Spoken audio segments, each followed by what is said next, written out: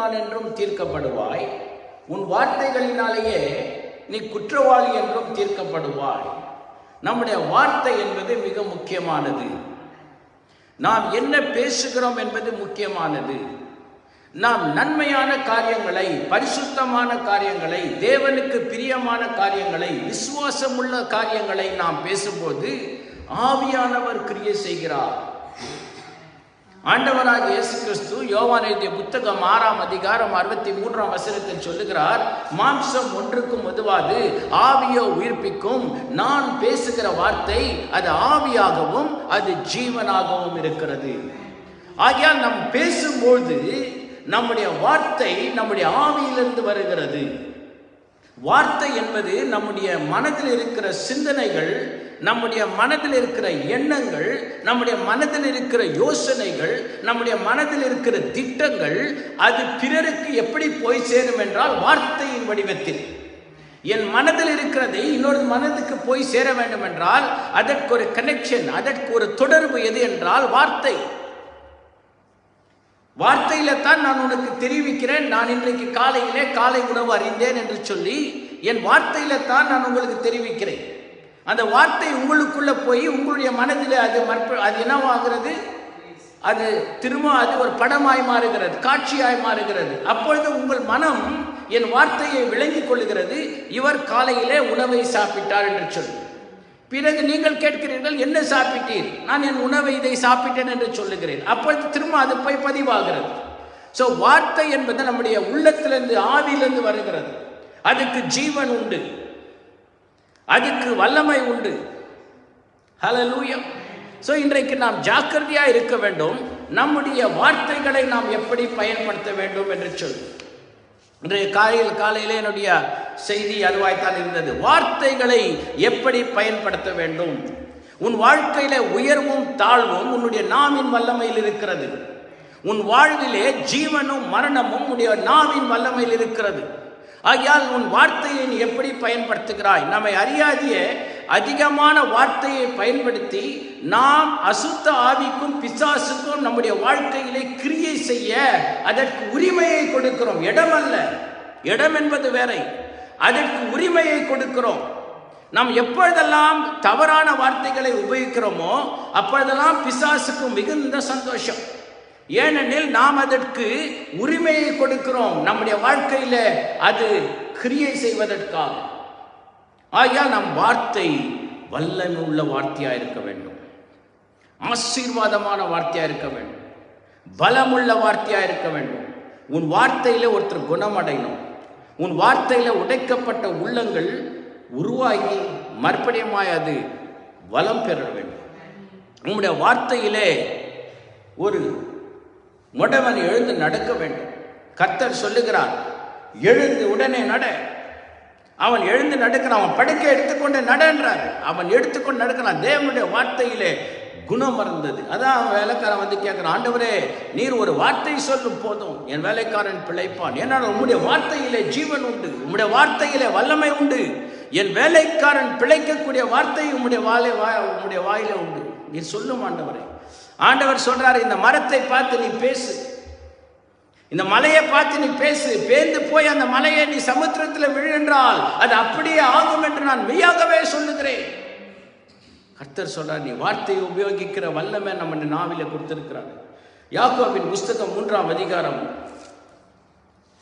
அதுக்கு முன்பதாக நீதிமொழிகளின் புத்தகம் 18:21 சொல்லுகிறது, ஜீவனும் மரணமும் உம்முடைய நாவின் அதிகாரத்தில் இருக்கிறது. ஜீவனும் மரணமும் உன் நாவின் அதிகாரத்தில் இருக்கிறது. தன் நாவை காத்துக் கொள்ளுகிறவன் தன் ஜீவனை காத்துக் கொள்ளுகிறான். தன் உதடை காத்துக் கொள்ளுகிறவன் ஜீவனை காத்துக் கொள்ளுகிறான். இந்த வேளையில எப்படி ஜீவனை காக்க முடியும் நீங்கள் கேட்கலாம். ரோமர் 10ஆம் அதிகாரம் 10ஆம் வசனத்தில் வேதம் சொல்லுகிறது, ஒருவன் மனதிலே விசுவாசித்து தன் நாவிலே அறிக்கையிடுகிறானே அப்பொழுது அவன் ரட்சிக்கப்படுகிறான். ஒரு மனிதன் மனதிலே விசுவாசிக்கும் போது அந்த விசுவாசத்தை எப்படி வெளிப்படுத்துகிறான்? நாவின் அறிக்கையினாலே அவன் ரட்சிக்கப்படுகிறான். இன்றைக்கு நாம் எப்பேற்பட்ட வார்த்தைகளை உபயோகிக்கிறோம்? சபைக்குள்ளே எப்படி, சபைக்கு வெளியே எப்படி? எப்பொழுதும் நாம் உபயோகிக்கிற வார்த்தை அது பரிசுத்த ஆவியினால் நடத்தப்படுகிற வார்த்தையாக இருக்க வேண்டும். சாதாரணமாக கூட இல்லை. Every word. மத்தேயு எழுதிய புத்தகம் 15ஆம் அதிகாரம்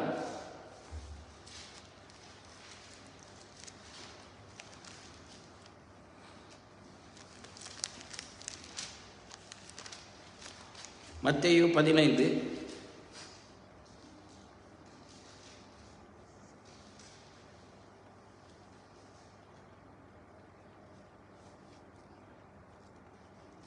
19 வசனம். எப்படியெனில் இதயத்திலிருந்து பொல்லாத சிந்தனைகளும் கொலைபாதகங்களும் விபச்சாரங்களும் வேசித்தனங்களும் களவுகளும் பொய்ச்சாட்சிகளும் தூஷணங்களும் புறப்பட்டு வரும். பாருங்க, இருதயத்திலிருந்து பொய் சாட்சிகளும் தூஷணங்களும் களவான வார்த்தைகள் எல்லாம் இருதயத்திலிருந்து தான் வருகிறது. எப்படி வருகிறது? வாயின் வார்த்தை. இருதயத்தில் இருக்கிறது ஒருத்தருக்கு நான் தெரிவிக்கணும்னா வார்த்தையினால் தான் தெரிவிக்க முடியும். ஒருவருக்கு இல்லாவிட்டால் நான் தெரிவிக்க முடியவே முடியாது. ஆகையால் நாம் பேசுகிற வார்த்தை தேவன் பிரியப்பட வேண்டும். ஏதோ நம்ம மனசுக்கு வந்ததெல்லாம் பேசக்கூடாது. நீ பேசுகிற வார்த்தை தெரிந்து பேசினாலும் தெரியாமல் பேசினாலும் நீ பேசுகிற ஒவ்வொரு வார்த்தைக்கும் நீ கணக்கு கொடுக்கணுமா? பைபிள் சொல்லு. நீ பேசுகிற ஒவ்வொரு வார்த்தைக்கும் நீ கணக்கு கொடுக்கணும். So we need to always speak the words of power that will impact our life. நம்முடைய வார்த்தை வல்லமை உள்ள வார்த்தையை நீ பேசும்போது அது உன்னுடைய வாழ்க்கையில் அது தாக்கத்தை உண்டாகும். நீ தவறான வார்த்தை, தீங்கான வார்த்தை பேசும்போதும் அது தாக்கத்தை உண்டாக்கும். அந்த தாக்கம் விளைவுக்கு வழிவகுக்கும். நீ பேசுகிற ஒவ்வொரு வார்த்தைக்கும் விளைவுகள் உண்டு. எண்ணாகமத்தின் புத்தகம் 13ஆம் அதிகாரத்தில் நீங்கள் படிக்கும்போது தேவனாகிய கர்த்தர் சொல்லுகிறார், மோசேயே நீ 12 ஒவ்வொரு கோத்திரத்திலிருந்தும் ஒரு பிரதிநிதி எடுத்து 12 பேரை நீ உளவு பார்க்க நீ நான் காமித்த அந்த தேசத்துக்கு பாலும் தேனும் ஓடுகிற கானா தேசத்துக்கு அனுப்பு என்று சொல்லுகிறார். அனுப்பிட்டு திரும்பிய ஜனங்கள் வருகிறார்கள். 10 பேர் வந்து சொல்லுகிறார்கள், அந்த தேசம் மிக நல்ல தேசம், பாலும் தேனும் ஓடுகிற தேசம், அங்கிருந்து பழங்கள் எல்லாம் கொண்டு வருகிறார்கள். ஆனாலும் கூட சொல்லுகிறார்கள், நாங்கள் அந்த தேசத்துக்குள் போக முடியாது, வாழ முடியாது. அங்கே ஆணைக்கர்கள் இருக்கிறார்கள், அங்கே ராட்சிதர்கள் இருக்கிறார்கள், அவர்கள் மிகவும் பலவான்கள், அந்த தேசம் பெரிய கோட்டையா இருக்கிறது, அதன் மதிலை நாம் தாண்டி போக முடியாது. அவருடைய கண்களுக்கு நாம் வெட்டுக்கல்லியை போல் இருக்கிறோம், நம்முடைய கண்களுக்கும் நாங்கள் வெட்டுக்கல்லியை போல் இருக்கிறோம் என்று ஒரு தவறான அவதூறான பேச்சுக்களை பேசுகிறார்கள். தேவனுக்கு கோபம் மூட்டுகிற வார்த்தையை பேசுகிறார்கள். நாம் பேசுகிறது சில சமயத்தில் சாதாரணமாக இருக்கலாம், அது தேவனுக்கு கோபத்தை மூட்டும். ஜாக்கிரதையா இருக்க வேண்டும் உன்னுடைய நாவின் வார்த்தைகளிலே. உன் நாவு மிக முக்கியம். கர்த்தர் சொல்லுகிறார், ஒருவன் தன் நாவை காக்கிறவன் தன் பிராணனை காத்துக் கொள்ளுகிறான், தன் உதடை காக்கிறவன் பிராணனை காத்துக் கொள்ளுகிறான். 2 ராஜாக்களின் புஸ்தகம் 7ஆம் அதிகாரத்தில் 1ஆம் வசனத்திலிருந்து நீங்கள் படிக்கும்பொழுது ஒரு பெரிய பஞ்சம் அந்த தேசத்திலே. அந்த தேசம் முழுக்க சமாரியர்கள் இது வாழுகிற அந்த தேசத்தில் சீரியர்கள் அதை சுத்தி முற்றுகையிடுகிறார்கள். அந்த நாளிலே மிக கொடிய பஞ்சம். கழுதை தலை விற்கப்படுகிறது, புறாகளின் சாடிகள் விற்கப்படுகிறது. பயங்கரமான பஞ்சம். அப்பொழுது எப்பேற்பட்ட பஞ்சம் என்றால், ஒருவர் 2 தாயும் பேசிக்கொள்கிறார்கள், 2 பெண்மணிகள் பேசிக்கொள்கிறார்கள். நம்முடைய பஞ்சத்தில் நாம் பிழைக்க வேண்டும் என்றால் இன்றைக்கு என் குழந்தையை கொன்று நாம் சாப்பிடுவோம், நாளைக்கு உன் குழந்தையை கொன்று சாப்பிடலாம் என்று சொல்லி இன்றைக்கு ஒரு குழந்தையை கொன்று புசிக்கிறார்கள், அடுத்த நாள் இன்னொரு குழந்தையை கேட்கும் போது அவ கொடுக்கறது இல்லைன்னு. அப்பேற்பட்ட பஞ்சம். அந்த நேரத்தில் தேவனுடைய வார்த்தை வருகிறது, மறுநாள் இந்த நேரத்துக்கு இந்த பணத்துக்கு இந்த தானியங்கள் விற்கப்படும் இந்த வாசலிலே என்று சொல்லி, பட்டணத்தின் வாசலில். அப்போது ஒருவன் கேலியாய் பேசுகிறான். அவன் சொல்லுகிறான், இவன் ஆண்டவர் வானத்தின் பலகனியை தெரிந்தா கூட இந்த விலைக்கு ஒருவரும் வாங்க முடியாது, இது நடக்காது. தீர்க்கதரிசி சொல்லுகிறார், நீ அதை உன்னுடைய சொந்த கண்களில் காண்பாய், ஆனால் நீ அதை புசிக்க மாட்டாய். சரியாக மறுநாள் அந்த நேரத்திலே ஒரு செய்தி வருகிறது, படையினர் எல்லாம் கொல்லப்பட்ட மிரண்டு ஓடினார்கள் என்று சொல்லி, அந்த இடத்துல ஏராளமான ஆகாரங்கள் உண்டு என்று சொல்லி ஜனங்கள் ஓடுகிறார்கள். இவன் மெதிப்பட்டு சாகிறான் வாசலிலே. தேவனுடைய வார்த்தை, தீர்க்கதரிசியின் வார்த்தையும் நிறைவேறுகிறது. தேவ வார்த்தை, அவனுடைய வார்த்தை அவன் வாயால அவன் சொல்லுகிறான் முடியாது என்று. அவன் அதை புசிக்கவே இல்லை. 12 பேர் உளவு பார்த்த ஜனங்கள் வருகிறார்கள், முடியாது என்கிறார்கள். அந்த கோத்திரம் போய் சேரவே இல்லை. அதற்கு பிறகு பிறந்தவர்கள் தான் போகிறார்கள். ஆனால் யோசேப்பு காலேபும் யோசுவா மாத்திரம் தான் போக முடிந்தது. ஏன்னா அவர்கள் நல்ல வார்த்தையை பேசினார்கள். நம்முடைய வார்த்தையிலே நாம் வல்லமை உள்ளவர்களாக இருக்க வேண்டும். இயேசு சொல்றாரு, நம்ம வாழ்க்கையை நம்ம பேசணும். நான் இன்றைக்கு ஆசீர்வதிக்கப்பட்டிருக்கிறேன், இது கர்த்தரால் என்னால் முடியும். பவுல் சொல்றாரு, என்னால் முடியாது, ஆனால் என்னை பலப்படுத்துகிற கிறிஸ்துவினாலே எனக்கு எல்லாம் செய்ய பலன் உண்டு. அதான் நம்ம சொல்லணும். என்னால் முடியாது, ஆனாலும் என்னை ஒருவர் பலப்படுத்துகிறார், எனக்குள்ளே ஒருவர் வாழுகிறார், அவர் பரிசுத்த ஆவியானவர், அவர் என்னை வழிநடத்துவார், அவரால் எல்லாம் ஆகும் என்று சொல்லி நாம் வாழும்பொழுது தான் நாம் வெற்றி உள்ள வல்லமை உள்ள ஓட்டத்தை ஓட முடியும், விசுவாசத்தை காத்துக்கொள்ள முடியும், கர்த்தருக்காக பெரிய காரியங்களை நாம் செய்ய முடியும். ஒரே ஒரு காரணம், நாம் இப்படியாய் வாழ வேண்டும். ஹல்லேலூயா.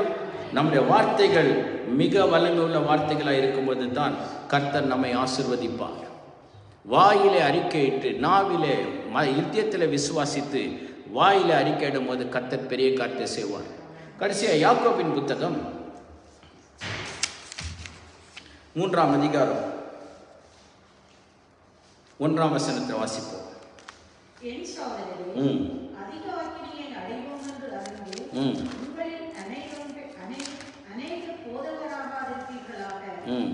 நாம் எல்லாரும் அநேக விஷயங்களில் தவறுகிறோம்.